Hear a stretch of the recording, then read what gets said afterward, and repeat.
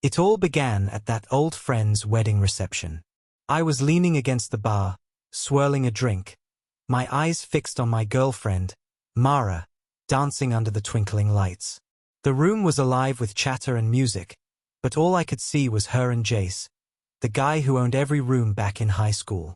He spun her on the dance floor, his hand brushing her arm, and leaned in close, whispering something with that slick grin of his, telling her she looked radiant, her dress catching every eye.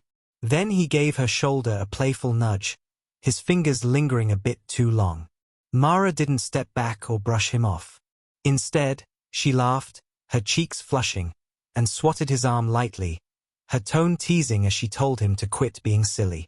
Her voice carried over the music, enough for the folks nearby to chuckle, egging them on. Jace smirked, all charm, and touched her arm again, like it was a game. Mara just smiled, her eyes bright, and kept dancing without pulling away. My grip tightened on my glass, my chest going cold. This wasn't new, I'd seen this before. I'd glanced at their Link Vibe chats a few weeks back. Jace had messaged her about touching her arm at some group hangout, saying how she always made him laugh, and her replies were always some playful "oh, stop it" or a winking sticker.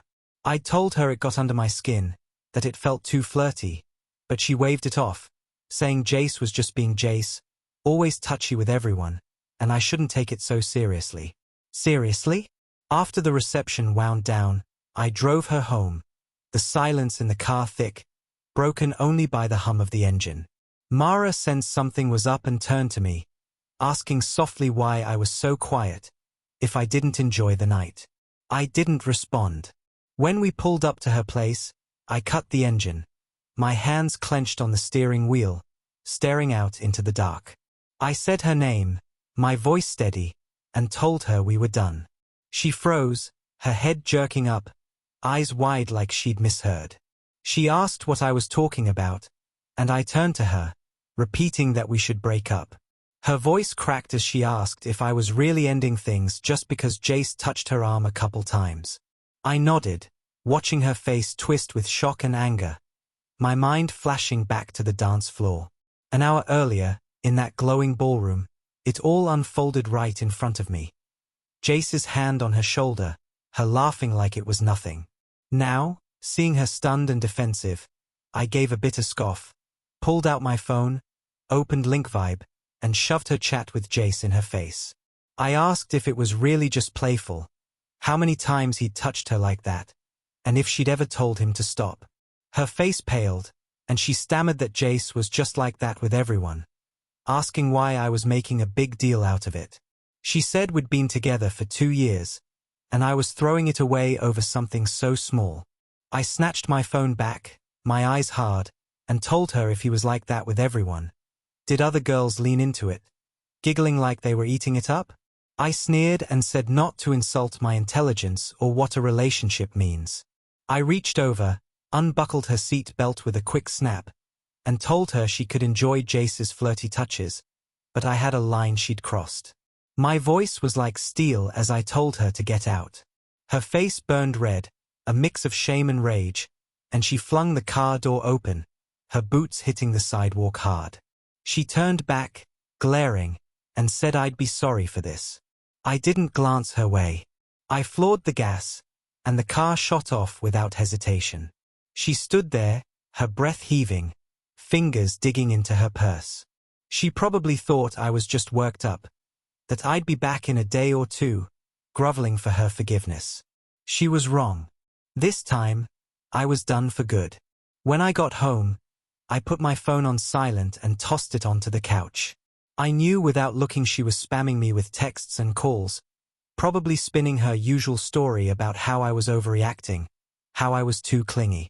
She likely figured she could talk herself into believing I was the irrational one, that I'd come running back to apologize. Not a chance. I grabbed a cold soda and stood by my apartment's big window, staring out at the city's glow. The reception kept looping in my head, Jace's fingers grazing her arm, her sparkling laugh, her half-hearted swat. It made me sick. I should have called it quits the first time I saw his flirty messages on Link Vibe, when she replied with a smirking emoji. I should have told her to get lost right then. But I gave her a shot, told her to set some boundaries, and she called me overbearing instead. At her apartment, Mara was pacing, her hands shaking as she sent a flurry of texts, asking what I meant by breaking up over someone touching her arm, saying Jace was just being goofy, that I was acting like a kid. Red error marks popped up next to her messages because I'd blocked her. Her breath hitched, and she tried calling, but all she got was a robotic voice saying I was unavailable.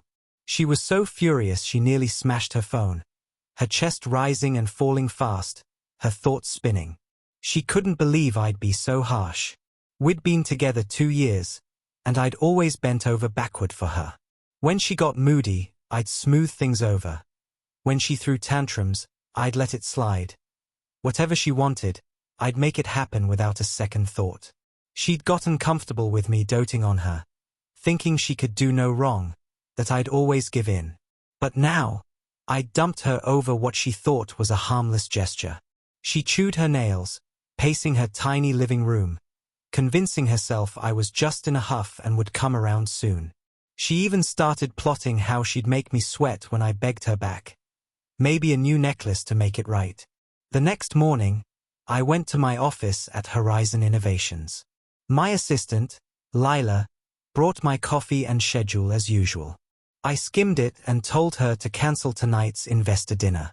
She looked startled, saying we'd pushed it back twice already, but I said to cancel it, citing a personal issue. Lila didn't press and left. I sank back in my chair, rubbing my forehead. A personal issue? I just didn't want anyone seeing me off my game. 2 years with Mara weren't nothing, and a knot of frustration sat in my chest. But it wasn't about wanting her back. It was anger at myself for dragging this out, for not ending it the first time she let Jace's hands wander. All day, Mara kept checking her phone, terrified she'd miss my apology, but her link vibe stayed blank. Panic started creeping in.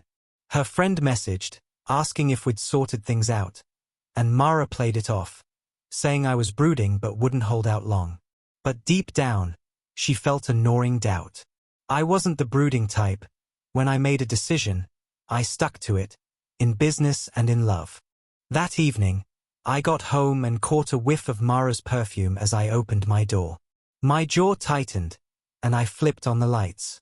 There she was, sitting on my couch, eyes puffy from crying. I asked coldly how she got in. She stood, her voice shaky, saying we needed to talk. I told her to leave. She rushed over, trying to grab my arm, saying she didn't realize I'd care so much, promising Jace wouldn't touch her anymore. I stepped back, dodging her, and walked to the door, yanking it open. I said not to make me say it again. Her face went white, and she stood in the hallway, staring as I slammed the door shut. That's when it hit her. I was done for real.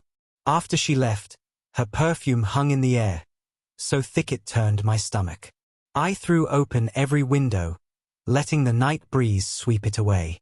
In my home office, I opened LinkVibe on my laptop and scrolled through my chats with Mara. Jace's messages about touching her arm or shoulder jumped out. Comments about her laugh, her style, her vibe. Her replies were all winking stickers or playful jabs. I screenshot the worst, zipped them up, and emailed them to her with the subject "See for yourself." Then I blocked her on LinkVibe, QuickPay, TuneFlow, every app one could think of. I even unfollowed her personal blog. Leaning back, I let out a long breath. Finally, some peace. Mara was in an Uber when her phone pinged with my email. She thought I was caving, but when she opened the zip file, her face fell. A dozen screenshots of her chats with Jace, all the flirty touches she'd brushed off as nothing, now staring her down. Each one stung like a slap. The worst was one from before the wedding. Jace saying to wear that dress he liked, he had a surprise for her, and her replying she was excited. The car swerved, and she nearly dropped her phone. Her hands trembled as she texted her friend, saying she thought I was serious. Then a notification hit. Her friend had blocked her. She remembered her friend worked in my company's marketing team. I woke up to a flood of missed calls from unknown numbers. I switched to Do Not Disturb mode. On my desk was a proposal I needed to review. A photo fell out. A picture from last summer when I took Mara to the coast. She was in a sundress, wind in her hair, leaning into me with a smile. I stared for a moment, then ripped it in half and tossed it in the trash. As I turned off the light, a sliver of moonlight hit the torn pieces. 2 years, gone. At the office, I ran into Tara from marketing in the elevator. She hesitated, then said Mara had called her over a dozen times last night, crying that I got it all wrong. I told her to block Mara without looking up. Tara shook her head, saying they were just old classmates, and started deleting Mara's contacts right there. After a meeting, Lila said a Miss Mara had been at reception for hours, crying in the silk scarf I'd bought her. I checked the security feed and told them to call security. Minutes later, my phone lit up with a text from an unknown number. A photo of a positive pregnancy test with the caption, "Evan, I'm pregnant. Let's talk." I stared for a second, then sent it to legal. Faking a medical record to manipulate me? I called the cops. Mara sat in a cafe with her friends, slamming her purse down, raging that I'd blocked her. Her friend Quinn asked if it was just because Jace touched her arm. Mara snatched an iced latte, saying I was blowing it out of proportion, that Jace was touchy with everyone, and why would I end things over that? Another friend, Lila, started to say she'd be mad if her boyfriend let someone do that. But Mara cut her off, saying it wasn't the same. She said I was always swamped with work, and if Jace hadn't hung out with her, she'd have been bored out of her mind. She called me petty for being jealous. Quinn rolled her eyes, saying it was good we split, that I was too intense, and Jace was fun, good-looking, and came from money. Mara's face lit up, but then she sighed about the gifts I'd given her, saying I'd regret it. Quinn said when I came crawling back, Mara should make me buy her the latest designer collection. At the police station, Mara's face was ashen as an officer slid a pregnancy test report toward her, saying cameras caught her buying it that morning, using it hours ago, an illegal stunt. She mumbled it was a prank, but the officer said I could press charges. She signed and stumbled out, her legs weak. Her phone was buzzing with college group chat messages. Someone posted a video of Jace at a club, his hands on 2 girls' shoulders, calling one stunning and the other gorgeous. The comments roasted him, saying I dumped Mara over this, that he still thought he was the high school stud. Mara's vision blurred, and she nearly hit the pavement. One stormy morning, I saw Mara outside my building, clutching a flimsy umbrella, staring up at my floor. I pulled the curtains and made coffee. The doorman texted, saying she'd been there all night, asking if they should call the police. I said no, she'd give up soon. Sure enough, when I headed out in my suit, she was gone. At lunch with a client at a high-end spot, the manager whispered that a Miss Mara was at the door. I glanced over. She was in a crumpled blouse, held back by staff, yelling that she was sorry and begging for another shot. I apologized to my client and walked over. She grabbed my sleeve, saying she'd block Jace. I pulled away, saying she was ruining my lunch. Tears welled up as she pleaded, saying we had 2 years together. I told her the second she leaned into Jace's touches, we were over. I asked if those moments didn't spark something in her. She froze, speechless, and shuffled off. That night, I found a bag hanging on my doorknob, a stained scarf and a scribbled note saying she was returning my gifts. I chucked it in the trash. The elevator opened, and movers were hauling boxes into the apartment across from mine. A woman in a sharp blazer was directing them, telling them to mind a framed photo. She turned, saw me, and gave a quick nod, introducing herself as Nora, my new neighbor. I shook her hand and offered to help. Meanwhile, Mara was drenched on the subway, her boots slipping in a puddle. It was her first time on public transit in years. I'd always driven or gotten her a ride. A guy shoved past, smudging her scarf. Someone muttered it was probably fake, Who wears designer on the subway? Her landlord called, saying rent was jumping 15%, needing an answer by morning. In the rain, she caught her reflection in a shop window, mascara streaked, hair limp. A billboard flashed my company's ad, naming me Innovator of the Year. She realized the Evan who planned her weekends, solved her problems, and humored her moods was gone for good. Mara curled up in her rented room, scrolling through photos of us, camping by the lake, stargazing in the desert, dancing at a festival. My gaze in every shot was so warm it hurt. She noticed she had no pictures with Jace. Fireworks popped outside, and her tears spilled over. She finally saw what those flirty touches cost her. One Sunday morning, my buzzer woke me. Through the peephole, I saw Nora with 2 coffees, in a hoodie and jeans, hair tied back. She apologized, saying her espresso machine was busted and asking to borrow mine. I let her in, catching a light mint scent. Clean, not heavy. She handled my machine like a pro and mentioned seeing Mara outside till late. I raised an eyebrow, asking if she knew her. Nora said she saw Mara looking for me and figured it out. She nodded at a trash bin where Mara had dumped a bag of luxury stuff, all bought post-breakup. I snorted. Mara thought burning through my gifts would make me crack. At work, my phone buzzed mid-presentation. Mara was downstairs, but security wouldn't let her up. I deleted the text. The front desk called, saying she refused to leave. I laughed, saying let her try, she'd tire out.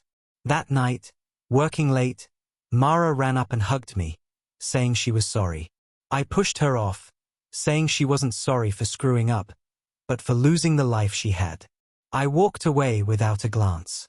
At home, I saw Nora picking up takeout, burgers and a soda. She teased about closing a deal, then leaned in, sniffing, saying I had perfume on me. I said my ex made a scene, and Nora offered to play the new girlfriend if I needed it. I chuckled, saying Mara had nothing left to play with. 3 months later, Mara was in my office lobby, clutching a box of bracelets, earrings, bags. She'd lost weight, her eyes shadowed. She said these were my gifts to her. I told her to toss them, saying there were no do-overs. What's broken stays broken. She grabbed my arm, saying if only she'd stopped Jace's touches from the start. I pulled free, saying it was too late. The elevator doors shut, and I saw her slump to the floor. Mara stood by a dumpster, holding that box, remembering the first gift I gave her, a bracelet after her first big job. She'd been so thrilled she hugged me for hours. I'd smiled and said more would come. Now, she was throwing that more away. Her phone buzzed with her landlord's final notice, pay or move out. Her bank accounts couldn't cover rent. A downtown screen played my company's ad, Horizon Innovations, shaping tomorrow. Mara broke down, sobbing, realizing she'd lost not just a boyfriend who spoiled her, but the only person who ever truly cared. All because of a few thoughtless touches. Months later, I heard Mara was working at a smoothie shop, fumbling orders and getting yelled at.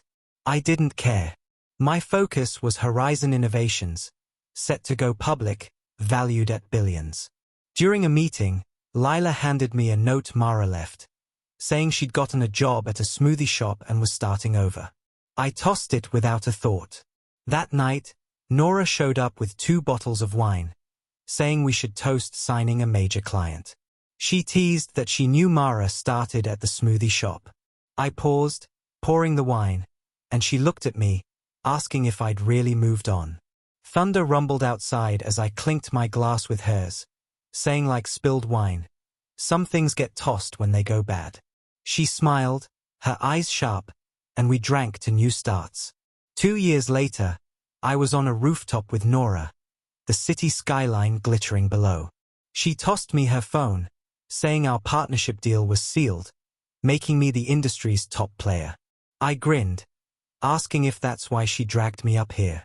She pulled off her sunglasses, saying it was my birthday. I'd forgotten, hadn't celebrated since my folks passed. She handed me a key to her loft, joking about me peeking through blinds. I laughed, pulling out another key, saying I'd bought her place last month. She asked if I ever thought about Mara. I cut her off, saying there were no second guesses. Mara crossed a line, and I don't look back. Nora smirked, saying boundaries were hot, and we kissed, her lips sharp with gin. Meanwhile, Mara was in a quiet coastal town, behind a corner store counter, rain tapping the window. The radio buzzed with news of Horizon Innovations' merger with Nora's firm, our value soaring past 50 billion. Mara wiped the counter calmly and turned to restock shelves. As sunlight broke through, the store's bell rang. She said welcome without looking, her voice even. I heard she'd settled there, rebuilding. I didn't wish her harm. She chose her path, and I chose mine. Those careless touches on her arm cost her everything.